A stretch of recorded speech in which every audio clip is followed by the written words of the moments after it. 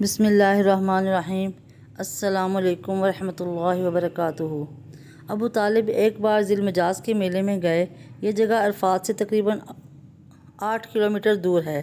ان کے ساتھ رسول اللہ صلی اللہ علیہ وسلم بھی تھے۔ ایسے میں ابو طالب کو پیاس محسوس ہوئی۔ انہوں نے آپ سے کہا، بھتیجے مجھے پیاس لگی ہے۔ یہ بات انہوں نے اس لیے نہیں کہی تھی کہ آپ کے پاس پانی تھا، بلکہ اپنی بے چینی ظاہر کرنے کے لیے کہی تھی۔ چچا کی بات سن کر آپ فوراً سواری سے اتر آئے اور بولے، چچا جان آپ کو پیاس لگی ہے؟ انہوں نے کہا، ہاں بھتیجے پیاس لگی ہے۔ یہ سنتے ہی آپ نے ایک پتھر اپنا پاؤں پر مارا، اور جو ہی آپ نے پتھر پاؤں پر مارا، اس کے نیچے سے صاف اور عمدہ پانی پھوٹ نکلا۔ انہوں نے ایسا پانی پہلے کبھی نہیں پیا تھا۔ خوب سیر ہو کر پیا۔ پھر انہوں نے پوچھا، بھتیجے کیا آپ سیر ہو چکے؟ نبی کریم صلی اللہ علیہ وسلم نے فرمایا، ہاں۔ آپ نے اسی جگہ اپنی ایڑی پھر ماری اور وہ جگہ دوبارہ ایسی خشک ہو گئی جیسے پہلے تھی۔ حضور نبی کریم صلی اللہ علیہ وسلم چند سال اپنے دوسرے چچا زاد زبیر بن عبد المطلب کے ساتھ رہے۔ اس زمانے میں ایک مرتبہ حضور صلی اللہ علیہ وسلم اپنے چچا کے ساتھ ایک قافلے میں یمن تشریف لے گئے۔ راستے میں ایک وادی سے گزر ہوا۔ اس وادی میں ایک سرکش اونٹ رہتا تھا۔ گزرنے والوں کا راستہ روک لیتا تھا، مگر جو ہی اس نے نبی کریم صلی اللہ علیہ وسلم کو دیکھا تو فوراً بیٹھ گیا اور زمین سے اپنی چھاتی رگڑنے لگا۔ آپ اپنے اونٹ سے اتر کر اس پر سوار ہو گئے۔ اب وہ اونٹ آپ کو لے کر چلا اور وادی کے پار تک لے گیا۔ سبحان اللہ۔ اس کے بعد آپ نے اس اونٹ کو چھوڑ دیا۔ یہ قافلہ جب سفر سے واپس لوٹا تو ایک ایسی وادی سے اس کا گزر ہوا جو طوفانی پانی سے بھری ہوئی تھی۔ پانی موجیں مار رہا تھا۔ یہ دیکھ کر آپ نے قافلے والوں سے فرمایا، میرے پیچھے پیچھے آؤ۔ پھر آپ اطمینان سے وادی میں داخل ہو گئے۔ باقی لوگ بھی آپ کے پیچھے تھے۔ اللہ تعالیٰ نے اپنی قدرت سے پانی خشک کر دیا اور آپ پورے قافلے کو لیے پار ہو گئے۔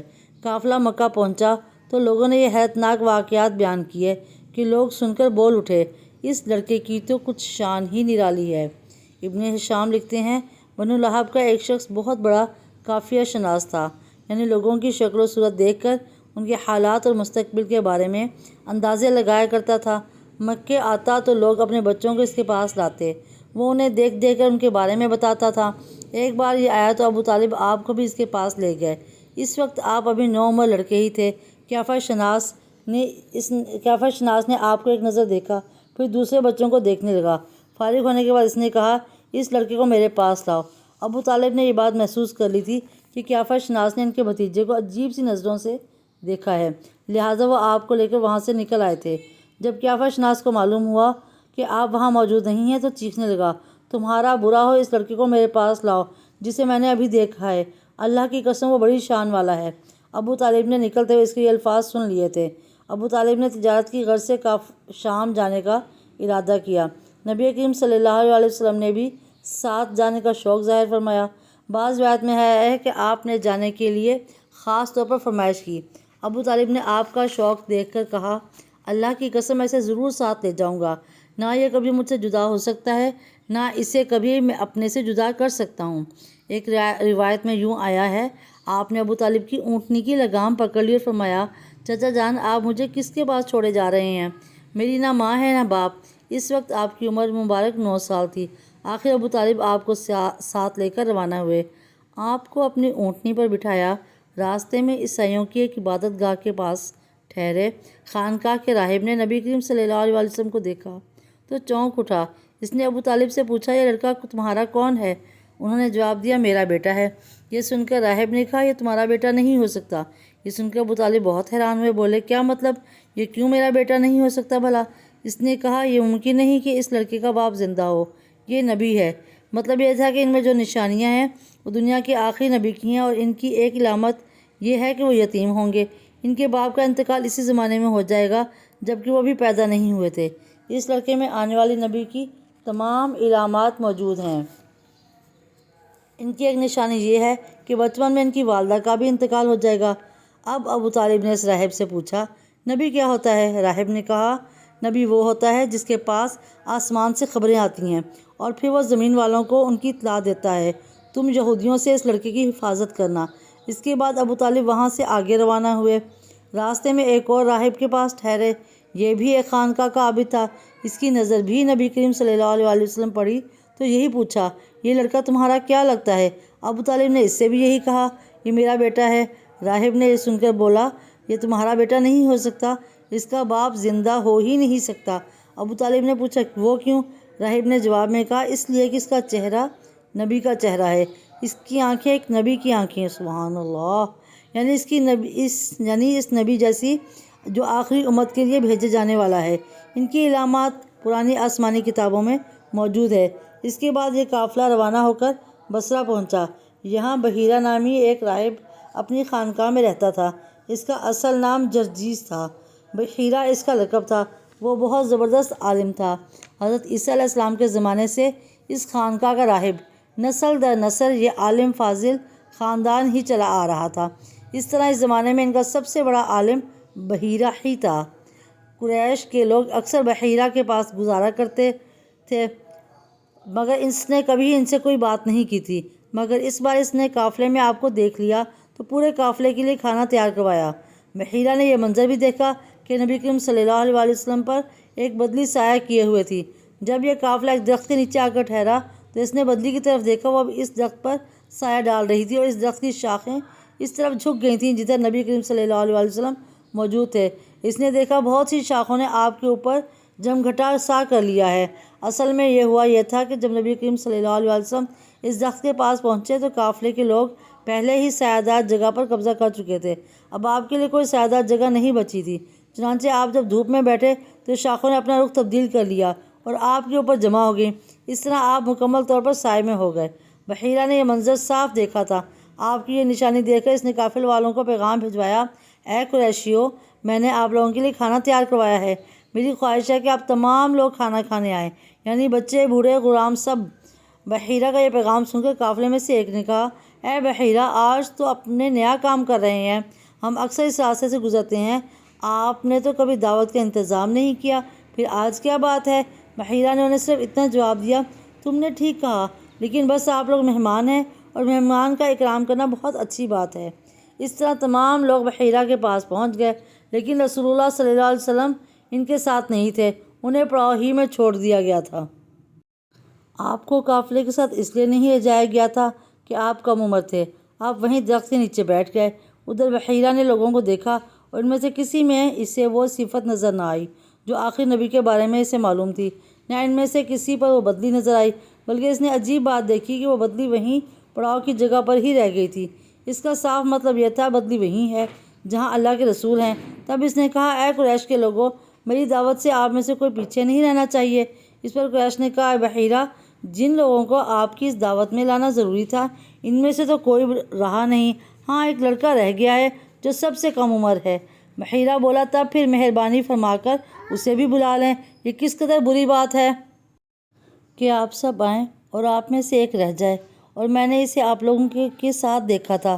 تب ایک شخص گیا اور آپ کو ساتھ لے کر بحیرہ کی طرف روانہ ہوا۔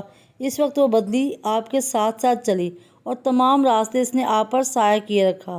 بحیرہ نے یہ منظر صاف دیکھا، وہ اب آپ کو اور زیادہ غور سے دیکھ رہا تھا اور آپ کے جسم مبارک میں وہ علامات تلاش کر رہا تھا جو ان کی کتاب میں درج تھیں۔ جب لوگ کھانا کھا چکے اور ادھر ادھر ہو گئے تب بحیرہ آپ کے پاس آیا اور بولا، میں لات اور عزیٰ کے نام پر آپ سے چند باتیں پوچھنا چاہتا ہوں، جو میں پوچھوں آپ مجھے بتائیں۔ ان کی بات سن کر آپ نے فرمایا، لات اور عزیٰ بتوں کے نام کے پر مجھ سے کچھ نہ پوچھو، اللہ کی قسم مجھے سب سے زیادہ نفرت انہی سے ہے۔ اب بحیرہ بولا، تو اچھا پھر آپ اللہ کے نام پر بتائیں جو میں پوچھتا ہوں۔ آپ نے فرمایا، پوچھو کیا پوچھنا ہے۔ اس نے بہت سے سوالات کیے، آپ کی عادات کے بارے میں پوچھا۔ اس کے بعد اس نے آپ کی کمر سے کپڑا ہٹا کر مہر نبوت کو دیکھا، وہ بالکل ایسی ہی تھی جیسا کہ اس نے اپنی کتابوں میں پڑھا تھا۔ اس نے فوراً مہر نبوت کی جگہ کو بوسہ دیا۔ قریش کے لوگ یہ سب دیکھ رہے تھے اور حیران ہو رہے تھے۔ آخر لوگ کہے بغیر نہ رہ سکے، یہ راہب محمد صلی اللہ علیہ وسلم میں بہت دلچسپی لے رہا ہے، شاید اس کے نزدیک ان کا مرتبہ بہت بلند ہے۔ ادھر نبی کریم صلی اللہ علیہ وسلم سے بات چیت کرنے کے بعد بحیرہ ابو طالب کی طرف آیا اور بولا، یہ لڑکا تمہارا کیا لگتا ہے؟ ابو طالب نے کہا، یہ میرا بیٹا ہے۔ اس پر بحیرہ نے کہا، نہیں، یہ تمہارا بیٹا نہیں ہو سکتا، یہی نہیں ہو سکتا کہ اس کا باپ زندہ ہو۔ ابو طالب کو یہ سن کر حیرت ہوئی، پھر انہوں نے کہا، دراصل یہ میرے بھائی کا بیٹا ہے، ان کا باپ کہاں ہے؟ وہ فوت ہو چکا ہے، اس کا انتقال اس وقت ہو گیا تھا جب یہ ابھی پیدا نہیں ہوئے تھے۔ یہ سن کر بحیرہ بول اٹھا، ہاں یہ بات صحیح ہے، اور ان کی والدہ کا کیا ہوا؟ ان کا ابھی تھوڑے عرصہ پہلے ہی انتقال ہوا ہے۔ یہ سنتے ہی بحیرہ نے کہا، بالکل ٹھیک کہا، اب تم یوں کرو، اپنے بھتیجے کو واپس وطن لے جاؤ، یہودیوں سے ان کی پوری طرح حفاظت کرو۔ اگر انہوں نے انہیں دیکھ لیا اور ان میں وہ نشانیاں دیکھ لیں جو میں نے دیکھی ہیں تو وہ انہیں قتل کرنے کی کوشش کریں گے۔ تمہارا یہ بھتیجا نبی ہے، اس کی بہت شان ہے۔ ان کی شان کے بارے میں ہم اپنی کتابوں میں بھی لکھا ہوا پاتے ہیں، اور ہم نے اپنے باپ دادوں سے بھی بہت کچھ سن رکھا ہے۔ میں نے یہ نصیحت کر کے اپنا فرض پورا کر دیا ہے، اور انہیں واپس لے جانا تمہاری ذمہ داری ہے۔ ابو طالب بحیرہ کی باتیں سن کر خوفزدہ ہو گئے، آپ کو لے کر مکہ واپس آ گئے۔ اس واقعے کے وقت آپ کی عمر 9 سال تھی۔ اس عمر کے لڑکے عام طور پر کھیل کود میں ضرور حصہ لیتے ہیں۔ ان کھیلوں میں خراب اور گندے کھیل بھی ہوتے تھے۔ اللہ تعالیٰ نے آپ کو اس سلسلے میں بھی بالکل محفوظ رکھا۔ جاہلیت کے زمانے میں عرب جن برائیوں میں جکڑے ہوئے تھے، ان برائیوں سے بھی اللہ تعالیٰ نے آپ کی حفاظت فرمائی۔ ایک واقعہ آپ نے خود بیان فرمایا، ایک قریشی لڑکا مکے کے بالائی حصے میں اپنی بکریاں لیے میرے ساتھ چلا۔ میں نے اس سے کہا، تم ذرا میری بکریوں کا دھیان رکھو تاکہ میں قصہ گوئی کی مجلس میں شریک ہو سکوں، وہاں سب لڑکے جاتے ہیں۔ اس لڑکے نے کہا، اچھا۔ اس کے بعد میں روانہ ہوا۔ میں مکے کے ایک مکان میں داخل ہوا تو مجھے گانے اور باجے کی آواز سنائی دی۔ جب میں نے لوگوں سے پوچھا یہ کیا ہو رہا ہے، مجھے بتایا گیا کہ ایک قریشی کی فلاں شخص کی بیٹی سے شادی ہو رہی ہے۔ میں نے اس طرف توجہ دی ہی تھی کہ میری آنکھیں نیند سے جھکنے لگیں، یہاں تک کہ میں سو گیا۔ پھر میری آنکھ اس وقت کھلی جب دھوپ مجھ پر پڑی۔ آپ واپس اس لڑکے کے پاس پہنچے۔ اس نے پوچھا، تم نے وہاں جا کر کیا کیا؟ میں نے اسے واقعہ سنا دیا۔ دوسری رات پھر ایسا ہی ہوا۔ مطلب یہ کہ قریش کی لغو مجلسوں سے اللہ تعالیٰ نے آپ کو محفوظ رکھا۔ قریش کے ایک بت کا نام بوانا تھا۔ قریش ہر سال اس کے پاس حاضری دیا کرتے تھے، اس کی بے حد عزت کرتے تھے۔ اس کے بعد قربانی کے جانور ذبح کرتے، سر منڈاتے، سارا دن اس کے پاس اعتکاف کرتے۔ ابو طالب بھی اپنی قوم کے ساتھ اس بت کے پاس حاضری دیتے۔ اس موقع کو قریش عید کی طرح مناتے تھے۔ ابو طالب نے نبی کریم صلی اللہ علیہ وسلم سے کہا، بھتیجے آپ بھی ہمارے ساتھ عید میں شریک ہوں۔ آپ نے انکار فرمایا۔ ابو طالب ہر سال آپ کو شریک ہونے کے لیے کہتے رہے، لیکن آپ ہر بار انکار ہی کرتے رہے۔ آخر کار ایک بار ابو طالب کو غصہ آ گیا۔ آپ کی پھوپھیوں کو بھی آپ پر بے تحاشا غصہ آیا۔ وہ آپ سے بولی، تم ہمارے معبودوں سے اس طرح بچتے ہو اور پرہیز کرتے ہو، ہمیں ڈر ہے کہ تمہیں کوئی نقصان نہ پہنچے۔ انہوں نے یہ بھی کہا، محمد آخر تم عید میں کیوں شریک نہیں ہوتے؟ ان کی باتوں سے تنگ آ کر آپ ان کے پاس سے اٹھ کر کہیں دور چلے گئے۔ اس بارے میں آپ فرماتے تھے، میں جب بھی بوانا یا کسی اور بت کے نزدیک ہوا، میرے سامنے ایک سفید رنگ کا بہت قداور آدمی ظاہر ہوا۔ اس نے ہر بار مجھ سے یہی کہا، محمد پیچھے ہٹو، اس کو چھونا نہیں۔ اللہم صلی علی محمد وعلی آل محمد کما صلیت علی ابراہیم وعلی آل ابراہیم انک حمید مجید۔ اللہم بارک علی محمد وعلی آل محمد کما بارکت علی ابراہیم وعلی آل ابراہیم انک حمید مجید۔